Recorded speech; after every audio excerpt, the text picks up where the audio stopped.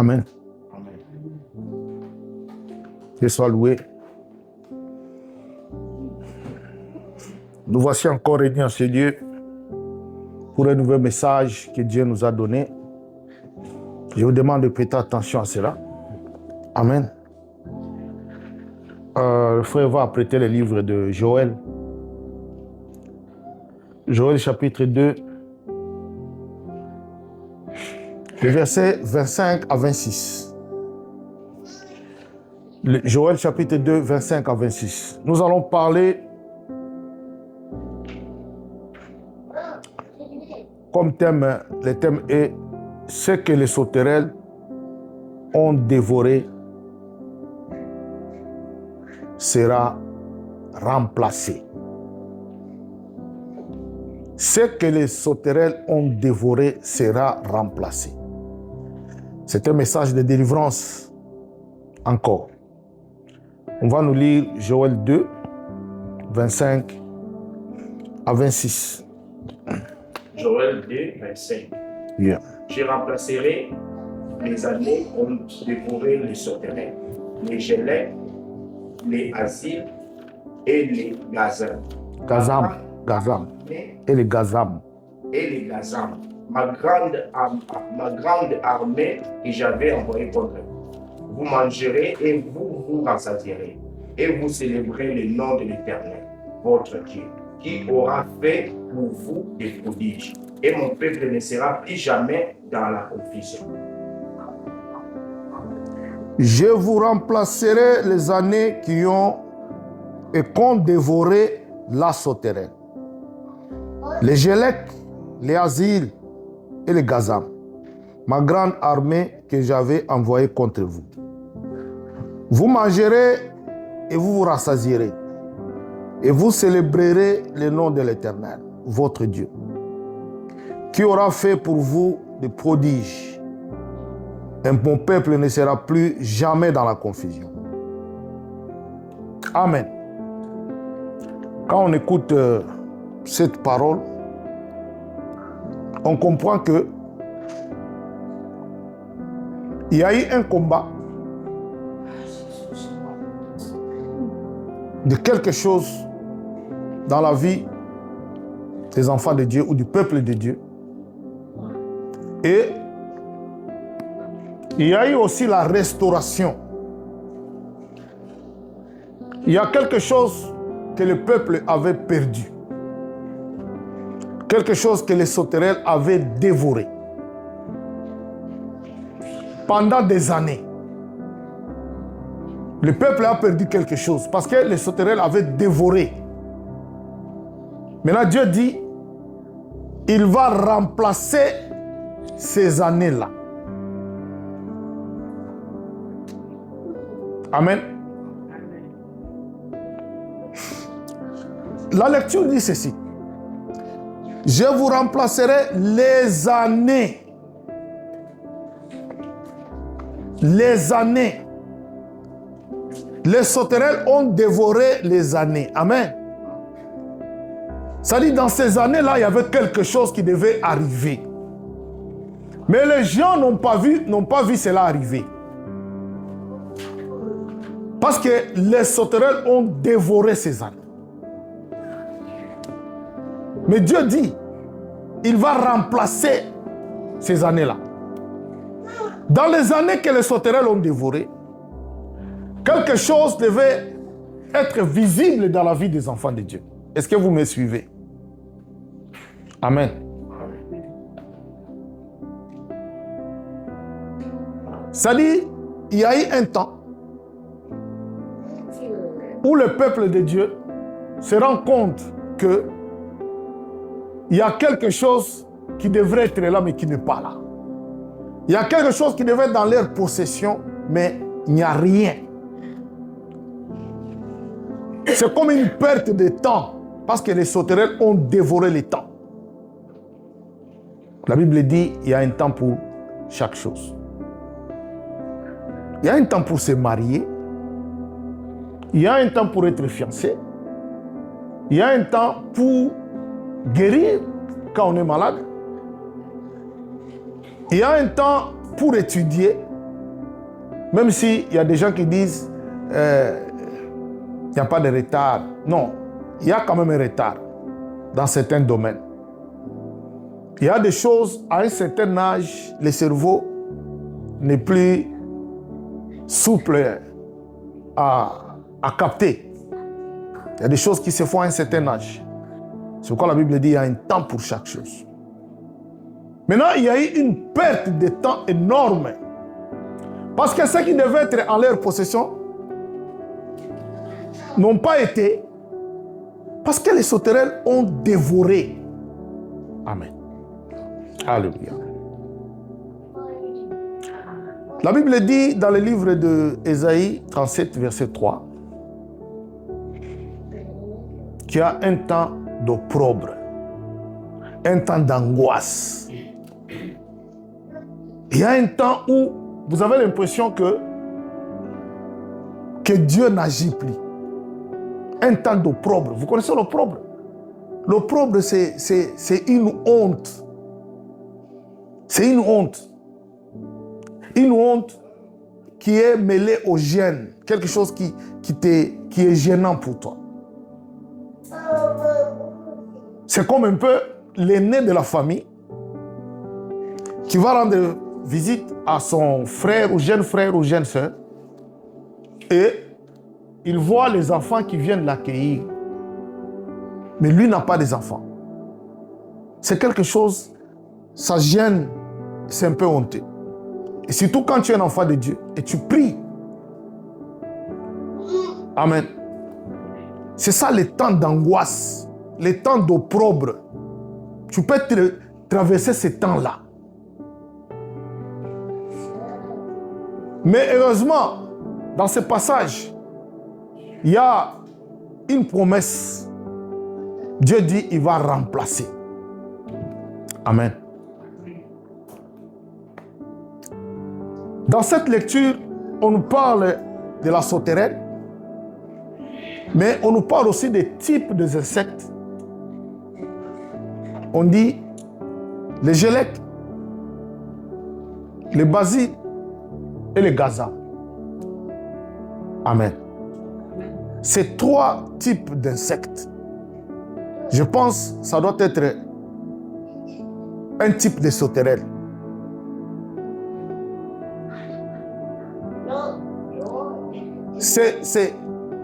Cela représente trois esprits qui agissent en son temps. Parce que les gélèques, les basiles et les gazans, ce n'est pas la même chose. Amen. Mais ça représente les sauterelles. Mais dans une certaine catégorie ou morphologie. Les asiles, c'est la forme mature. Les asiles, c'est la forme mature. Les gélèques, c'est la forme d'une nymphe. Vous connaissez les nymphes? Les nymphes, vous voyez, par exemple, la chenille, bon, disons, les papillons. Ou plutôt la chenille. La chenille, avant de devenir un papillon, elle se transforme dans une certaine forme. Ça devient comme une chenille en même temps, on dirait à des ailes. Mais c'est caché dans une sorte de paroi qu'il se construit. C'est comme sa maison. Il se met dedans. Je crois que vous connaissez la transformation de la chenille. Comment la chenille se transforme pour devenir un papillon. C'est-à-dire la chenille devient d'abord une nymphe. C'est en même temps comme une chenille, comme un papillon. Vous connaissez cela? Et puis après, les ailes là vont grandir, vont se développer et ça devient un papillon. Alors, les gélèques, c'est la forme d'une nymphe. Et je dis, les asiles, c'est la forme mature déjà. C'est déjà mature. Et les gazans, c'est la forme de la lave. Vous connaissez la lave? Amen. Bon, je peux dire La larve, c'est...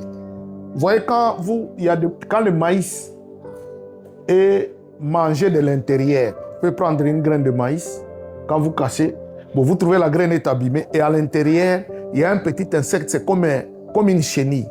C'est ça, une larve. C'est la larve. Et il y a ces 3 types d'exotérètes. Il y a les asiles, les gélèques et les gazams. Je vous ai dit que les asiles, c'est la forme mature. C'est-à-dire quand il est déjà développé. Je peux dire que les asiles, c'est une sauterelle qui est déjà développée. Amen. Et les gélèques, c'est la forme du nymphe. Et les gazams, c'est la forme de la larve. Amen. Suivez-moi. Maintenant, ce sont ces 3 types de sauterelles, je vous ai dit, c'est comme 3 types des esprits. C'est-à-dire qu'ils n'agissent pas de la même manière. Et chacun agit à sa manière et en son temps. Et c'est eux qui ont dévoré les années du peuple de Dieu que Dieu veut restaurer. Amen. Les gazams, qui est la forme de la larve, vous voyez, la larve généralement attaque de l'intérieur. C'est comme je vous ai donné l'exemple du maïs, même les haricots. C'est un insecte qui attaque de l'intérieur. Quand il attaque l'intérieur, quand vous prenez la graine, vous regardez derrière, il n'y a plus rien. Il a mangé les dents. Amen. Alors maintenant, la nymphe, c'est-à-dire la procédure entre ces 3 sauterelles ou ces 3 types de sauterelles est que, pourquoi ils sont 3? Ils sont 3 parce qu'ils font la dévastation d'une manière progressive. C'est-à-dire quand l'un a attaqué, il a dévoré, là où il a laissé, l'autre vient, il commence aussi à dévorer. Là où il laisse, l'autre vient, il commence. Je donne un exemple. Une sauterelle qui vole ne peut pas aller manger une graine qui est sous terre. Amen. Quand la graine est sous terre, la sauterelle qui vole ne peut pas aller là-bas. Qu'est-ce qui va attaquer la graine qui est sous terre? C'est la larve. C'est la larve là qui est sous terre. Elle peut entrer dans la graine. Elle peut commencer à manger ça sous terre. Et la nymphe, elle mange de feuilles qui sont un peu tendres. Qui sont tendres. C'est ça que la nymphe mange. Parce que la nymphe ne vole pas. Elle est accrochée. Elle est là pour un temps. Accrochée peut-être à la tige d'une plante. Elle dévore ce qui est à côté là. Maintenant, la sauterelle, dans son état mature, il vole. Il peut manger maintenant les feuilles qui sont dures. Il mange. Ou elle mange. Vous voyez? C'est-à-dire que l'un attaque là où son influence s'arrête, l'autre prend la relève. Là où aussi son influence s'arrête, l'autre prend la relève, ainsi de suite. Donc, c'est une dévastation progressive. Alléluia. J'ai dit que les gazams attaquent de l'intérieur. Pour dire que dans la vie des enfants de Dieu, ton combat peut commencer quand tu étais encore invisible. Mais tu existes déjà. Tu es invisible quand tu es encore dans le ventre de ta maman. Le combat peut commencer là-bas. Les sauterelles peuvent commencer leur combat là-bas. Parce qu'il y a les gazams. Est-ce que vous me comprenez? Le gazam, lui, il attaque à l'intérieur. Et son combat, tu ne peux pas savoir qu'il a attaqué. Tu peux prendre une graine de maïs, un grain de maïs. Tu regardes, tu as l'impression qu'elle est bien. Mais c'est après, tu vas te rendre compte qu'à l'intérieur, il n'y a plus rien. Il a été dévoré par un insecte. Et l'insecte qui dévore de l'intérieur, c'est la nymphe. Et plutôt, c'est la larve. Et la larve, c'est le type du gazam. Est-ce que vous me comprenez? Je disais que ton combat peut commencer dans le ventre de ta maman. Peut-être ce que tu vois après, tu réalises qu'il y a telle chose que tu ne possèdes pas, que tu n'arrives pas à posséder. Mais le combat a commencé dans le ventre de ta maman. Quelqu'un peut dire, mais quand un enfant est né, des fois tu regardes l'enfant, beaucoup de kilos, un enfant très beau, mais il a déjà été attaqué pendant qu'il était à l'intérieur. C'est quand l'enfant va grandir que vous allez vous rendre compte. Alléluia. Vous allez vous rendre compte que l'enfant a un combat. C'est quand il devient adulte, vous comprenez qu'il a un combat. Et pendant que cet enfant est dans le ventre de sa maman, peut-être on lui a déjà pris la fécondité. On a pris la fécondité. On a pris ses diplômes de l'université. On a pris son mariage. On a pris sa santé. Un enfant qui naît et puis maladie de maladie. Je ne dis pas que cela va arriver quand l'enfant est né. Non. Cela peut arriver quand la personne est déjà mature. Mais là, je suis en train de te dire que le combat a eu lieu dans le ventre de sa maman. L'esprit du type de Gazam. Est-ce que vous me comprenez? On va nous lire un verset pour appuyer ce que je suis en train de dire. On va lire le livre de Genèse 25, verset 22. Genèse 25, 22 à 23. 25. Yeah, 22 à 23. 22 à 23. Les enfants se heurtent dans son sein. Et elle dit, s'il en est ainsi, pourquoi suis-je enceinte? Elle alla consulter l'Éternel.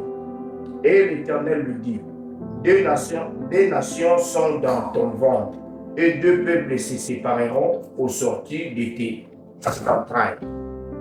Un de ces peuples sera plus fort que l'autre, et le plus grand sera assujetti au plus petit. Amen. Je dis, le combat peut commencer dans le ventre. L'histoire qu'on nous a lue ici, c'est l'histoire de deux frères qui étaient d'ailleurs des jumeaux. Bien que l'un est sorti, parce que les jumeaux, il y a toujours un qui va sortir avant l'autre. Donc c'est un écart de très peu de temps, de minutes, peut-être des heures. Ces deux frères, Jacob et Ésaü, dans le ventre de leur mère, ils étaient en train de se battre déjà. Est-ce que vous voyez le combat? Ils étaient en train de se battre. Dans le ventre de leur mère, il a été dit déjà que le plus grand sera assujetti au plus petit. C'est-à-dire, celui qui devait être l'aîné, ou celui qui sera l'aîné, sera assujetti, sera au service du petit frère, dans le ventre. Alléluia. Et quand on regarde ce combat, on voit l'aîné qui est Ésaü et le petit frère qui est Jacob. Que Ésaü devrait être assujetti à son petit frère. Cela a été déclaré depuis le ventre. C'est-à-dire, Ésaü, à sa naissance, il pouvait tout faire. Mais la déclaration était déjà là. Son combat était là depuis le ventre de sa maman. Et ça, c'est ce que je vous ai dit. C'est le type de l'esprit qui typifie les Gazam. Amen. Le combat est déjà là. Une déclaration a été faite. Ésaü devait être soumis à son petit frère. Amen.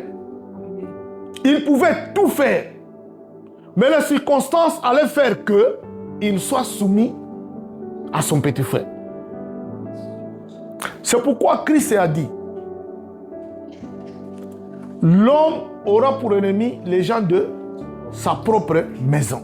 Je voudrais te dire, le plus grand ennemi de ta vie viendra de ta famille. C'est ça. Quand je dis ta famille, il ne faut pas que tu commences à regarder tes frères et tes sœurs, mais qui est mon ennemi? Quand je dis ta famille, ça veut dire celui qui porte ton sang. Celui qui porte ton sang. Maintenant ici, la famille, c'est par rapport au sang, le sang qui coule en toi. Le sang qui coule en toi, c'est le sang de tes frères et tes sœurs. C'est le sang de ton père. C'est le sang du petit frère de ton père. C'est le sang du grand frère de ton père. C'est le sang de ta mère. C'est le sang des frères et des sœurs de ta mère. Vous comprenez maintenant? Parce que la Bible dit cela. Quand Dieu a donné la loi à Israël, il a défendu à ce que même les enfants ne puissent pas voir, ou plutôt ne puissent pas se marier, soit avec une parenté à leur frère, à leur père, ou une parenté à leur mère. Parce que la Bible dit, le corps du frère de ta mère, c'est le corps de ta mère. Le corps du frère de ton père, c'est le corps de ton père. Vous comprenez? Pourquoi? Parce que c'est le même sang. C'est pourquoi le plus grand combat de ta vie viendra de ta famille, de celui qui porte ton sang. Est-ce que vous comprenez? Un homme et une femme qui sont mariés, ils forment une famille, mais ils ne viennent pas d'une même famille. Vous comprenez? Est-ce que vous comprenez? C'est-à-dire, dans le combat du sang, le mari ne peut pas combattre sa femme. Ou la femme ne peut pas combattre son mari. Vous comprenez? Est-ce que vous comprenez? Ils n'ont pas le même sang. Ils n'ont pas le même sang.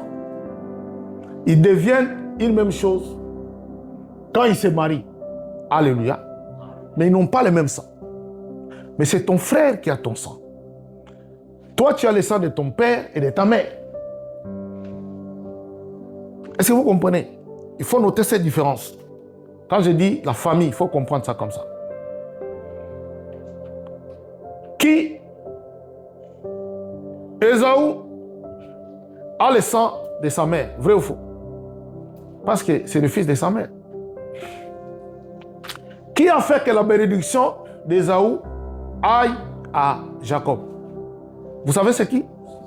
C'est sa maman. Cela a été dit. Ça c'est au niveau du Gazam. Mais cela est confirmé quand il est né. Sa maman a aimé son frère plus que lui. Amen. Il a fait en sorte que la bénédiction de son jeune frère aille à, et de son grand frère aille à son jeune frère. Le combat d'Ésaü, c'était sa maman. Parce qu'il y a le sang. Ésaü, il a vendu son droit d'aînesse. Je vais ici te révéler un principe de la sorcellerie. Vous allez dire, pasteur, mais comment? Moi, Dieu m'a fait grâce de la délivrance. Amen. Il y a des choses que je comprends facilement que toi, tu ne peux pas comprendre. Il y a des choses que moi, Dieu me révèle. Il y a des choses que les gens me révèlent, que moi, je comprends. Regardez. Ésaü, il a envié la soupe de son frère. Il a voulu manger cela. Parce qu'il a vu c'était rouge. C'était rouge. La Bible dit, c'est même pour ça qu'on l'a appelé les roux. Il aimait ce qui était roux. Roux, c'est quelque chose qui est un peu comme jaune, rouge. Son frère lui a dit, tu veux que je te donne ma sauce? Donne-moi ton droit d'aînesse. Son frère a demandé le droit d'aînesse.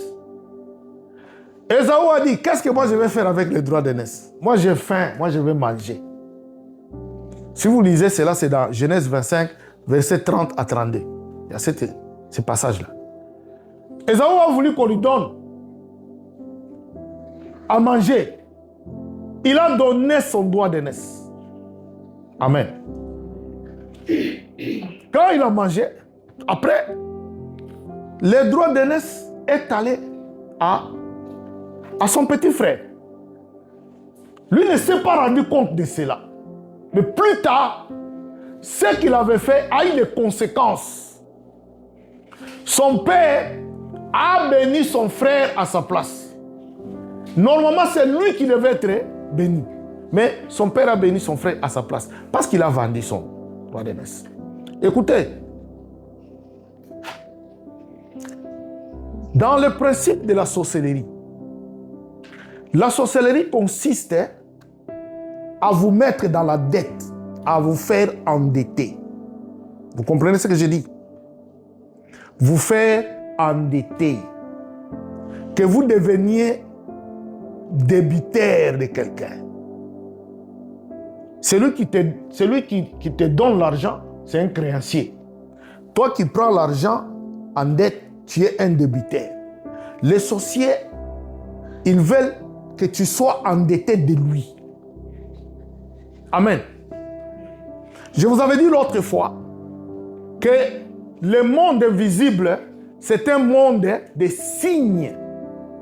C'est-à-dire, les gens des ténèbres, qu'est-ce qu'ils font? Ils rapprochent ce qui se passe dans le monde invisible. Ils mettent ça sous forme de signes, de symboles, pour que le monde invisible soit rapproché de vous, les gens normaux. Cela veut dire seulement quoi? Quelque chose qui peut être anodin. Toi, quand tu regardes, tu vois que c'est rien. Mais en réalité, c'est autre chose. Vous voyez? Si tu vois, je ne sais pas comment je peux dire ça. Je vais donner un exemple. Je vous donne des exemples des choses qui sont arrivées. Amen. Tu peux voir une boîte dans la rue. Tu peux voir une boîte d'allumettes. Tu peux voir même une boîte de, je ne sais pas moi, des sardines déjà utilisées. Quand toi tu regardes, c'est quelque chose de banal. Amen. Mais ce que toi tu vois banal là, peut représenter tout un monde là-bas. Peut représenter tout un monde. Maintenant, si toi, tu regardes une boîte d'allumettes comme ça, quand tu regardes une boîte d'allumettes, tu vois dedans un grand feu. Ça va être étrange. Tu vas t'approcher. Voilà que Dieu me fait grâce. Vous voyez, Moïse, il a vu des herbes qui brûlaient, mais qui ne se consumaient pas. Est-ce que c'est normal? C'est pas normal. Normalement, quand il y a le feu, les herbes doivent brûler. C'est ça le monde invisible qu'on a rapproché au monde visible. C'est quelque chose de surnaturel. Dieu a voulu que Moïse puisse voir que les buissons étaient en feu. Ça ne se consumait pas. Mais quelqu'un d'autre pouvait passer là-bas, il voit seulement un buisson, il ne voit pas le feu. Amen. Alors toi, tu vois quelque chose de banal. Tu peux voir un petit carton. Je ne suis pas en train de dire que tout ce que tu vois dans la rue, c'est mystique. Non. Je vous donne un exemple. Tu vois un petit carton. Tu frappes ça avec ton pied. Hein? Tu as frappé ça. Comme ça, peut-être tu étais dans un parc. Tu rentres à la maison, ton pied gonfle. Tu te poses la question, mais j'ai tapé sur un carton. Toi, tu as vu un carton, mais en réalité, ce n'était pas un carton. C'est quelque chose qu'on avait placé là-bas, comme piège. Tu peux voir un billet, je ne sais pas moi, de $10, de $20, par terre, au travail, ou je ne sais pas où. Toi, tu vois un billet de $10. Mais en réalité, bon, tu prends ça. Parce qu'il y a des gens comme ça. Tu prends, tu pars avec. Mais après, tu te rends compte que depuis que tu as pris cet argent, tu perds ton travail. Soit, ça dit, tout ce qui a trait à l'argent, ça ne marche pas. Ce que je suis en train de vous dire, Dieu avait révélé, je parlais avec un frère ici, je crois que le frère connaît. Ce poème d'argent.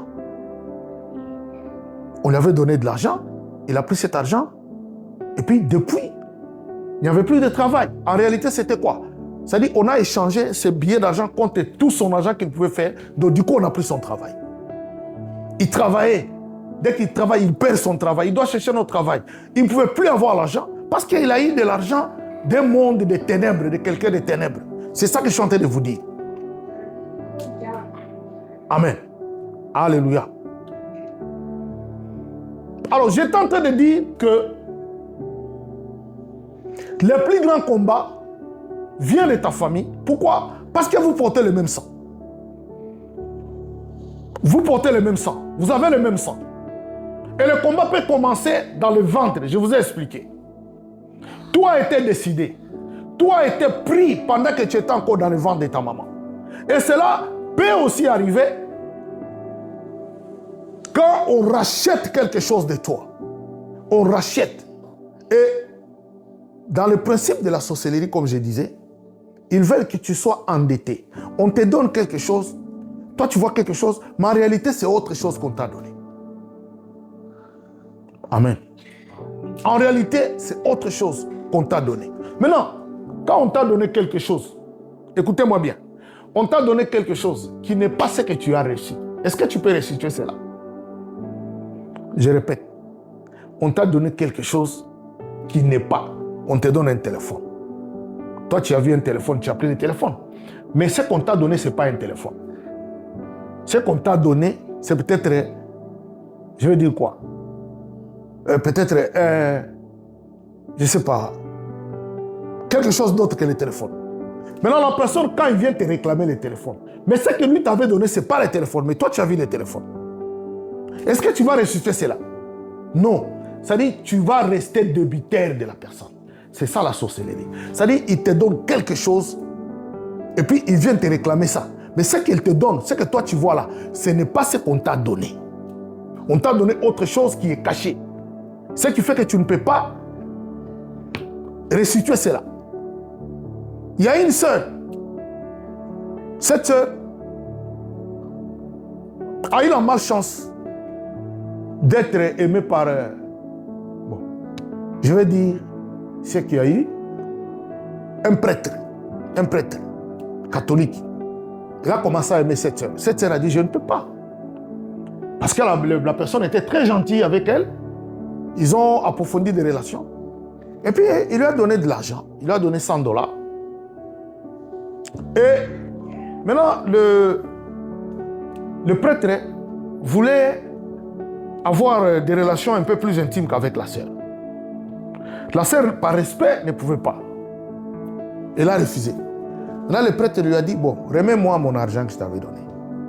La sœur est venue avec $100. Il a dit, non, c'est pas ça que moi je t'avais donné. Il faut me donner ce que moi je t'avais donné. Il dit, mais c'est $100. Il a dit, il a pris l'argent, il regarde, il dit, les numéros ici, ce n'est pas les numéros qui étaient sur mon billet. Il faut me donner l'argent avec les billets, avec les numéros qu'il y avait sur lui. Vous comprenez? Ce qu'il lui avait donné, ce n'est pas l'argent, c'était autre chose. Parce que si c'était l'argent, cela allait être restitué par encore un billet de la même valeur. Et la sœur là, elle ne se mariait plus. Chaque fois qu'il y avait un fiancé qui venait, il n'y avait pas de mariage. Jusqu'à ce que cela est allé à la délivrance. Alléluia. Jacob est le frère d'Ésaü. Mais Dieu dit, Jacob, plus tard, quand il a eu ses enfants, il est devenu Israël. Qu'est-ce que Dieu dit à Jacob ou à Israël? Alors que Jacob et Ésaü sont des frères.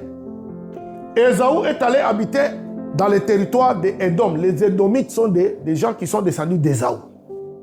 Et Israël, ce sont les descendants de Jacob. Ce sont ses enfants, de 12 tribus. Maintenant, Israël, quand je dis Israël, comprenez Jacob. Amen. Ils sont dans le désert. Ils partent là où Dieu les a promis. Mais Dieu leur donne un avertissement. Tu vas nous lire Genèse 25.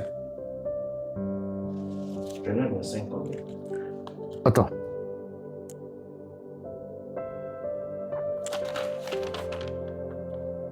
Genèse 25. Non, Deutéronome.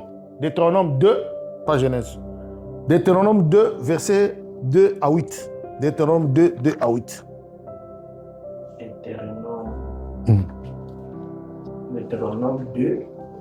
2 à 8. 2. Oui. 2 à 8. L'Éternel me dit, vous avez assez suivi le contour de cette montagne. Tournez-vous vers le nord. Donne cet ordre au peuple.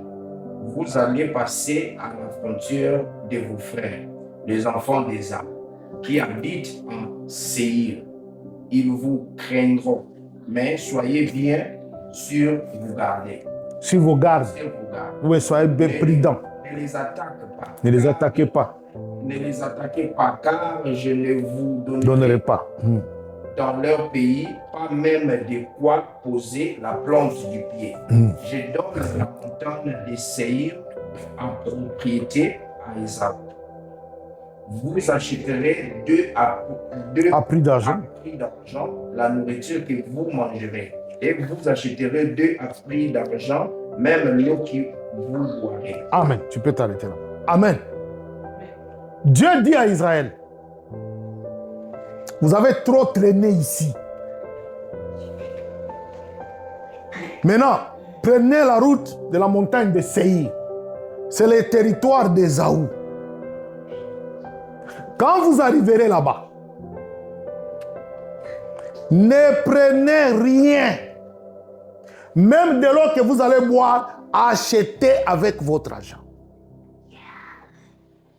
Amen. Soyez prudents. Là-bas, il a lu, c'est écrit, soyez sur vos gardes. Dans d'autres versions, on dit, soyez prudents. Pourquoi Dieu dit cela? Parce que Ésaü et Jacob, ou les Édomites et Israël, c'était deux esprits différents. Je vous ai dit, la Bible dit, l'homme aura pour ennemi les gens de sa propre maison. Cela veut dire, ça ne veut pas dire que les gens de sa maison deviennent tes ennemis. Non. Ça veut dire, quand toi tu seras à Christ, s'il y a des gens dans votre maison qui n'ont pas donné leur vie à Christ, ils vont te voir toujours comme un étranger. Ils vont voir les choses que tu fais différentes.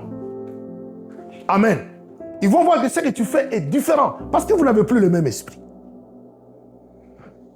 Mais Ésaü, c'était le frère de Jacob. Mais Dieu dit, quand vous allez passer par là, même l'eau que vous allez boire, achetez. Pourquoi Dieu donne cette recommandation? Pour qu'Israël ne soit pas débiteur des Édomites. Qu'ils ne soient pas débiteurs. Qu'ils ne soient pas des gens qui ont des dettes à donner. Parce que s'ils n'ont rien à remettre quand ils sont endettés, ils n'auront pas la force de gagner. Amen. Vous savez, quand vous êtes endetté, même de quelque chose de petit, quand vous êtes endetté, vous avez une dette même de $50 que vous n'avez pas payé pendant 10 ans. Le propriétaire, quand il vient, il va prendre des choses plus que $50. Vrai ou faux? Il va dire, ma dette a trop traîné, je prends la télé, je prends ça, je prends ça. Pourquoi? Il a le pouvoir sur toi. Parce que lui, il est le créancier, toi, tu es maintenant son débiteur. Dieu avait dit, ne buvez pas de l'eau gratuitement. Cela veut dire seulement, les enfants de Dieu, beaucoup des enfants de Dieu sont distraits. Dans la famille, ce n'est pas seulement les gens que tu vois. La famille, je vous ai dit, tout celui qui a le sang qui coule en toi, en lui aussi, il est membre de ta famille. S'il a un esprit différent, il va te combattre et il va te toucher facilement parce que vous avez le même sang. Vous savez, un voleur avant d'entrer dans votre maison, si elle est fermée, il faut que quelqu'un qui a le même esprit que le voleur lui ouvre la porte. Vrai ou faux? Il va ouvrir parce qu'ils ont le même esprit. S'il n'ouvre pas, il ne va pas entrer. C'est le plus grand combat, c'est la famille.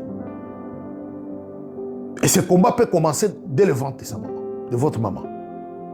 Alors il y a des choses qui se sont passées pendant que vous étiez jeune. Vous étiez jeune, je ne sais pas, vous étiez encore à l'école maternelle, à l'école primaire, vous étiez jeune. Il se sont passées des choses. Ces choses qui sont anodines, on dirait que c'est rien. Mais des choses se sont passées là-bas. Et à ce stade-là, beaucoup de gens oublient. C'est quand tu deviens grande que tu te rends compte qu'il y a des choses que tu n'arrives pas à faire. Vous savez, il y a dans la famille où il y a certains enfants, vous sentez que C'est comme si on a enlevé l'intelligence. Mais c'est un combat. Pour la plupart, ce sont des combats de famille. Quand ce n'est pas les combats de famille, quand ce combat, les combats de famille, je vous ai donné l'exemple de Gazam, qui attaque de l'intérieur. Quand on arrive au niveau maintenant de Gélec, de la lymphe, vous savez, elle se colle là où elle doit manger. Vous voyez ça? La lymphe, c'est comme... vous prenez l'image, quand je dis nymphe, j'espère que vous comprenez ce que je dis. Ça dit, la chenille. Vous connaissez la chenille? La chenille, mbinzo. La chenille, avant de devenir papillon, elle se transforme dans une certaine forme. On dirait un papillon, mais avec des ailes collées sur son corps. À ce stade-là, il s'attache à un arbre. Il commence à manger des choses qui sont entre autour. Parce qu'il ne vole pas. Parce qu'il ne marche plus. Il n'est plus une chenille. C'est-à-dire qu'il est dans un état intermédiaire. Alors, les Gélèques, c'est l'image des gens. Je vous ai dit que les trois sauterelles, c'est trois types d'esprit. Vous m'avez suivi? Alors, les Gélèques, qui est le symbole de la nymphe, ce sont des relations qui sont trop attachées. Ce n'est pas la famille, mais c'est des gens avec qui vous vivez comme si c'était un membre de la famille. Vous me comprenez?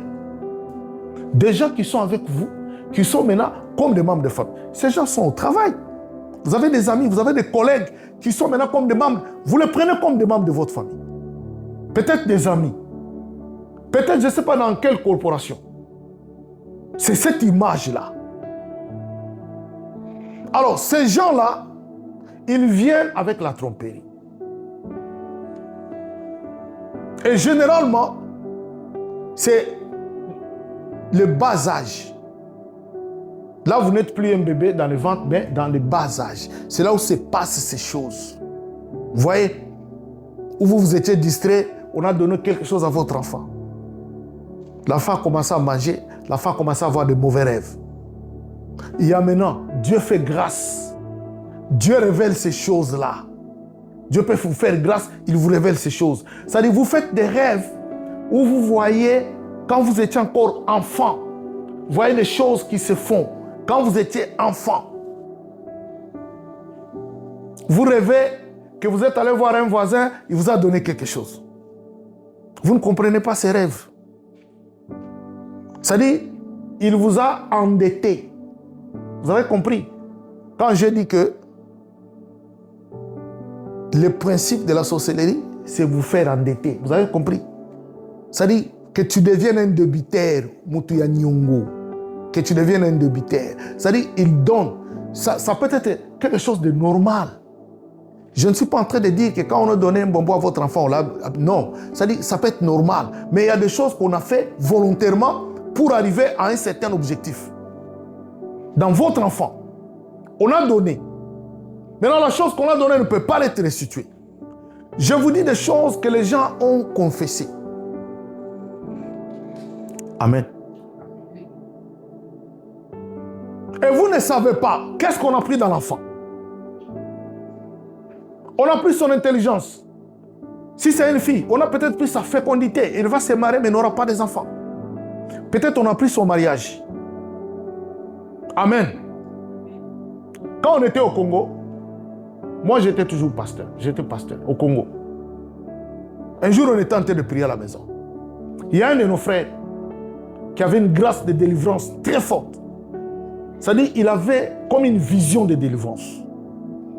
Moi, des fois je vois des choses, j'entends des voix.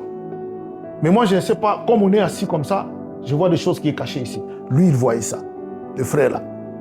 On était en prière, et puis il dit, très tôt matin là, il dit, Dieu me dit qu'on a enterré quelque chose. C'est-à-dire qu'on était dans une maison où il y avait une véranda. Maintenant il y avait une porte pour entrer dans la véranda, avant d'entrer dans la maison. À la porte de la maison, mais la véranda n'avait pas une porte qui était fermée. C'était une véranda. Maintenant, pour entrer dans la véranda, il y avait comme des escaliers qui étaient là. Maintenant, il a dit, là où il y a des escaliers là, on a enterré quelque chose là-bas, je vois ça. Mais c'était un endroit, c'était normal, la terre normale. Normal. On est sorti, on a creusé. On a vu un sachet là-bas. On a vu un sachet avec des trucs dedans. On dirait on dirait des caca, on dirait des trucs bizarres, bien emballés. C'est-à-dire, une puissance de la sorcellerie était placée là-bas pour détruire la maison et surtout détruire mon ministère. Moi, je n'avais pas vu. Moi, je n'avais pas cette grâce. Le frère là, lui, il a vu. On a déterré, on a vu ces choses-là. Mais on a mis ça quand? Peut-être la personne qui a fait ça, il a déposé peut-être un petit truc. Et ces choses-là ont pris forme. Ces choses-là, je connais beaucoup de choses comme ça, je peux vous dire. Alléluia. C'est pourquoi j'ai dit, à l'enfance, qu'est-ce qui s'est passé? Qu'est-ce qui s'est passé? Maintenant, Dieu révèle ces choses dans les rêves. C'est pourquoi, quand vous voyez les rêves, où vous êtes en train de chercher des choses que vous avez perdues. Dans les rêves, vous êtes en train de chercher des choses que vous avez perdues. Je crois que je vous ai parlé longtemps, quand je parlais des types de rêves, je dois avoir parlé de ça. Je crois que j'avais intitulé la vidéo « Les combats de vos rêves ». Il faut aller regarder ça. Vous avez perdu quelque chose, mais Dieu peut vous faire grâce. Il y a les rêves où tu cherches quelque chose. Tu ne trouves pas. Tu as l'impression que tu as perdu quelque chose. Mais il y a aussi les rêves où tu retrouves des choses que tu as perdues. Nous disons gloire à Dieu. Quand tu rêves, tu es en train de retrouver des choses que tu as perdues. Ce que je vous dis maintenant, c'est un rêve. Quelqu'un m'a raconté son rêve. Et quand il m'a raconté le rêve, je le dis, Dieu soit loué, parce que c'est le message qu'on devait donner. C'est-à-dire, dans ces rêves, Dieu va te donner les détails. Ça peut être la période, ça peut être le temps. C'est-à-dire, dans ces rêves, tu es en train de voir soit des gens, tu vois des gens. Soit, dans ces rêves, tu as un certain âge. Peut-être tu es un petit garçon, une petite fille, une jeune fille, un jeune garçon. Tu vois ça. Tu te vois dans une maison. Tu es en train de retrouver des choses que tu avais perdues. Ou alors, tu es allé chez le voisin. Ce que tu avais perdu, tu le vois là-bas. Tu es en train de récupérer des choses que tu avais perdues. Et j'ai donné le discernement à la personne. C'est-à-dire, Dieu te montre la période et le temps où les sauterelles avaient dévoré quelque chose dans ta vie. Maintenant, comme tu as vu cela, tu récupères, Dieu a restauré. Amen. Amen. C'est-à-dire, Dieu va remplacer cela. Tu seras restauré dans tout ce que tu avais perdu. Alléluia. Amen.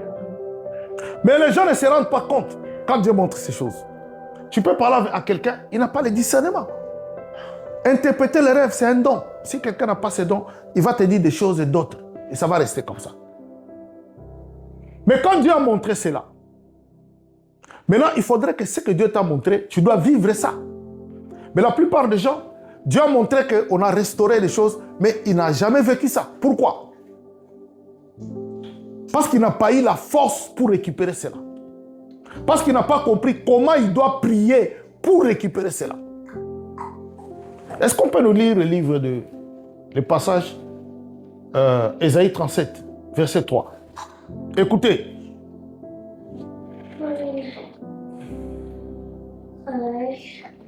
Ésaïe 37.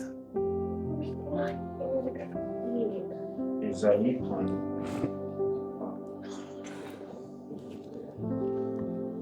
Si tu as ça, tu peux lire, tendresse. Comme ça, on va rapidement. Ésaïe 37, 3. Celui qui a trouvé dans son téléphone peut lire rapidement. Ésaïe 37, 3.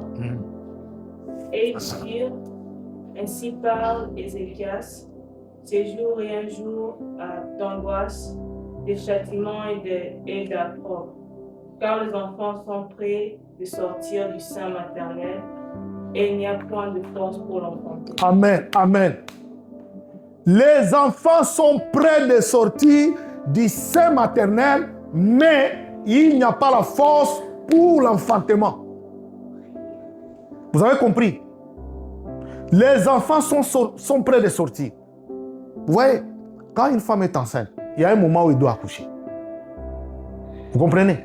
L'enfant est là. Vous sentez comment l'enfant bouge, mais elle n'a pas la force de l'enfantement. Quand elle n'a pas la force de l'enfantement, qu'est-ce qui va arriver? Vous savez ça, non? Quand une femme n'a pas la force d'enfantement, soit on va faire... Hein? On va faire la césarienne, soit elle peut mourir, soit l'enfant peut mourir. Ça veut dire, quand Dieu te montre des choses que tu as perdues, que tu avais perdues, tu es en train de les récupérer, tu dois avoir ça dans tes mains. Tu dois voir ça arriver. Beaucoup de gens, on a fait des prières ici. Des gens qui n'ont pas la fécondité, qui n'ont pas des enfants. Souvent, j'ai dit ça à tout le monde qui vient à la prière. J'ai dit, ce que vous venez chercher, Dieu va vous le montrer. Si Dieu vous le montre cela, ça veut dire que Dieu a donné son accord. Amen. Parce que si Dieu ne donne pas son accord, même si tu pries du matin au soir, tu n'auras rien. Alors, une sœur qui n'a pas des enfants, qui n'a pas la fécondité, qui n'a pas de maternité, je lui dis ça.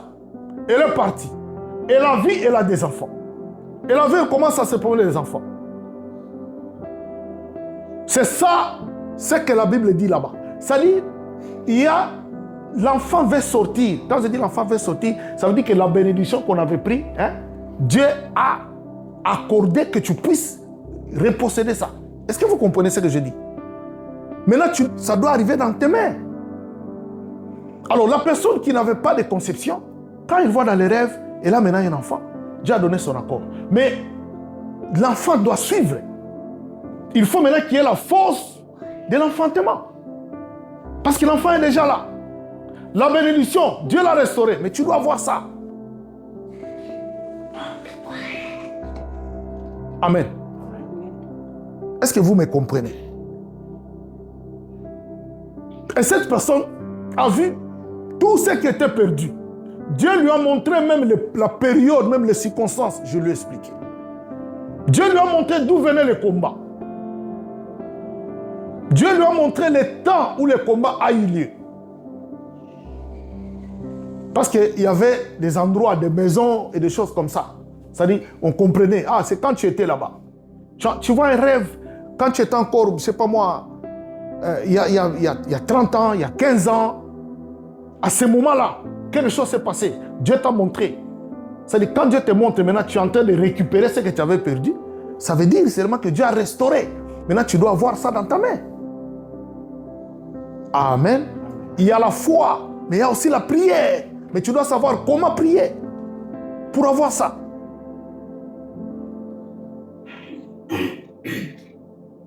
Il faut que Dieu te fasse grâce, qu'il te révèle. Moi, j'avais besoin d'un visa. Dieu m'a révélé comment je devais prier pour avoir ce visa. Pourquoi? Parce que j'étais vraiment concentré. Amen. Ma fille qui s'est mariée au Canada, sa maman devait être là. Dieu m'a dit comment je devais prier pour qu'on lui donne le visa. Ce n'était pas facile. Et j'ai fait ça. Et on lui a donné un visa de 5 ans. La manière de prier. Alléluia. Regardez maintenant. Qu'est-ce qui se passe? Écoutez maintenant ce qui se passe. On va lire 3 versets. Lis-nous d'abord Joël 3, 3. Écoutez ce que dit ce verset. On va lire 3 versets. Joël 3, 3. Ils ont tiré mon peuple au sort. Ils ont donné le jeune garçon pour une prostituée. Wow. Ils ont vendu la jeune fille pour du vin. Et ils ont dit. Amen. Écoutez. Qu'est-ce qu'ils ont fait? Ils ont tiré le peuple au sort. On t'a mis au centre là-bas. Qui va la prendre? Qui va la prendre? C'est moi, c'est toi. Ça, c'est dans une réunion de sorcellerie. Qui va prendre cet enfant? Qui va prendre celle-là? Qui va prendre l'autre enfant là-bas? Ils ont tiré au sort.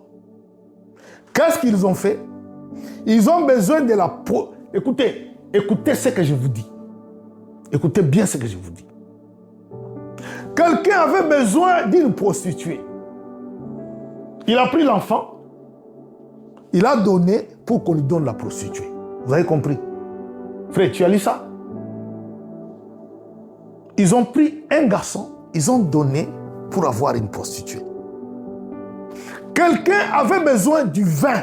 Il avait besoin de se saouler. Ils ont pris une jeune fille, ils ont donné pour qu'on leur donne du vin. Vous comprenez ce qui se passe? C'est-à-dire le vin a été échangé contre la jeune fille. La prostituée a été échangée contre les garçons. Vous voyez ces échanges-là qui se font? C'est pourquoi Dieu a dit à Israël, quand tu vas passer les territoires d'Édom, même de l'eau, qu'on ne prenez pas ça gratuitement. Achetez. Parce que si vous achetez, vous ne serez pas endetté. Ils ont tiré au sort. Quand tu étais enfant, tu ne sais pas qu'est-ce qui a été tiré au sort dans ta vie. Parce que dans toutes les familles, il y a des sorciers. Il y en a. Dans toutes les familles. Parce que Jésus-Christ et ses disciples, c'était le modèle de la famille. Mais parmi eux, Judas était là. C'est ça le modèle de la famille. Quand je dis famille, j'insiste. C'est famille élargie. Tout celui qui a les sangs. Il ne faut pas que tu vas à la maison, tu commences à regarder tes frères. Est-ce qu'un sorcier n'est pas ici? Non. Amen. C'est quoi vous me comprenez? Ils ont tiré au sort et puis ils ont échangé. Maintenant, l'enfant à qui on a échangé contre la prostituée, la jeune fille à qui on a échangé contre le vin, c'est l'esprit-là qui va habiter en elle. C'est pourquoi? Parce que tu as pris la place de la prostituée. Ça dit ta valeur est la même valeur que de la prostituée. Et tu verras quelqu'un qui est accro à la prostitution. Parce qu'il a été échangé contre cet esprit-là. Parce que quand on dit prostituée, c'est l'esprit. Quand on dit le vin, c'est l'esprit. Tu vois quelqu'un dans la famille, il aime la boisson au point où tu ne comprends pas. Parce qu'il y a quelque chose qui s'était passé. Peut-être quand il était enfant. Peut-être quand il était encore dans le ventre de sa maman. Et ça, l'échange a été fait. Maintenant, l'esprit là habite la personne. On va nous lire les versets 5 et 6. Écoutez ce que dit ce verset. Oui. Là, ce sont les œuvres de Gélec, de Basile et de Azil et de Gazam. Ce sont leurs œuvres, les trois esprits. Écoutez. Vous avez pris mon argent, mon or, et ce que j'avais de plus précieux et de plus beau. Vous l'avez emporté dans vos dents. Amen. Ils ont pris l'argent et l'or et tout ce qu'ils avaient de plus précieux. Ils ont emporté ça où? Dans leur temple, là où il faut les incantations, dans la sorcellerie. Dans la sorcellerie. On priait pour un enfant au Congo. Un papa est venu. Il a dit, je vois des rêves bizarres. C'est son propre enfant. Son propre enfant. Je vois des rêves bizarres. On a amené l'enfant, on a commencé à prier. Dieu a révélé. L'enfant avait quelque chose qu'il cachait dans sa poche. C'était un frère avec qui on était. Il était prophète. Tu caches quelque chose, sors. Sors ce que tu caches. L'enfant a sorti un billet, je ne sais pas, de 50 francs, quelque chose comme ça. Plié petit, c'était devenu très petit. Très petit, je ne sais pas comment il a appuyé ça, c'est devenu vraiment petit. On a dit, tu as fait comme ça, pourquoi? Il a dit, c'est l'argent de papa. Il a pris son argent, il a mis dans la sorcellerie. Maintenant, quand on a ouvert le billet là, on a trouvé, il avait mis des croix dedans, il a mis des croix. Des choses qui semblent banales, mais la réalité. Ils ont pris l'argent, l'or et tout ce qu'il y a de précieux. On peut prendre de tout ce qu'il y a de précieux. On peut même acheter ça. On te donne quelque chose pour prendre ça en retour. comme la jeune fille, était échangée contre les vins. Contre les vins. Vous voyez, vous allez dans une fête. On vous donne seulement le vin ici. Vous prenez, vous aimez trop le vin. Vous prenez le vin. Mais vous ne savez pas, le vin qu'on vous a donné, on a troqué ça contre quoi? Contre quelque chose. Et puis vous vous rendez compte que vous êtes en train de perdre des choses. Parce que vous-même, vous avez troqué. C'est pourquoi la Bible dit, tout ce que vous faites, faites-le avec action de grâce. Mon frère, je vais te dire une chose. Quand on te donne quelque chose, même si tu n'aimes pas la personne, dis merci. Je répète. Quand on te donne quelque chose, même si la personne qui te donne, tu ne l'aimes pas, dis merci.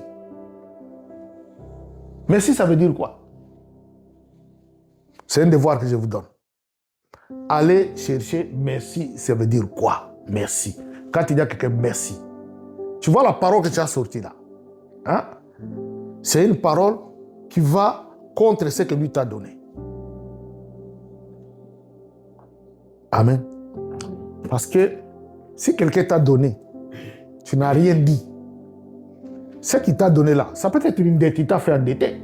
Mais quand tu dis merci, ça devient autre chose. Est-ce que vous comprenez? C'est des choses très simples, mais faites-les. Tu peux dire Dieu te bénisse. Bon, peut-être la personne, ce n'est pas un chrétien.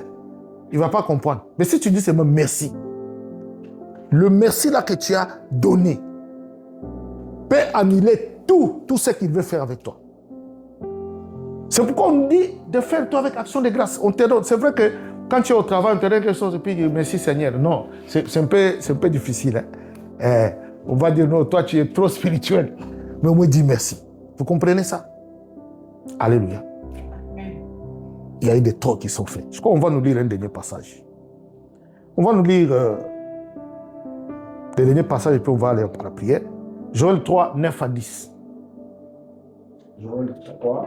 9 à 10. Je vous ai dit, beaucoup de gens, ces choses arrivent dans leur vie, mais ils n'ont pas la force de récupérer ça, de sorte que ça soit visible. Pourquoi? Soit ils n'ont pas la révélation, soit ils ne savent pas comment prier pour cela, soit ils ne se rendent pas compte de ce qui se passe. Tu as vu seulement un rêve où tu récupères des choses que tu avais perdues. Tu es en train de rêver que tu es arrivé à un endroit où tu voulais aller, mais tu n'étais jamais allé. Peut-être que tu avais manqué le visa, des choses comme ça. Mais maintenant, tu rêves que tu es arrivé là-bas. Ça dit Dieu a restauré cela. Moi, j'ai déjà vu beaucoup de choses comme ça. C'est pourquoi tu pries en conséquence par rapport à cela. Joël 3, 9 à 10. Écoutez ce que la Bible dit. Joël 3, 9. Publiez ces choses parmi les nations. Préparez la guerre. Réveillez les héros. Qu'ils s'approchent, qu'ils montent tous les hommes de guerre.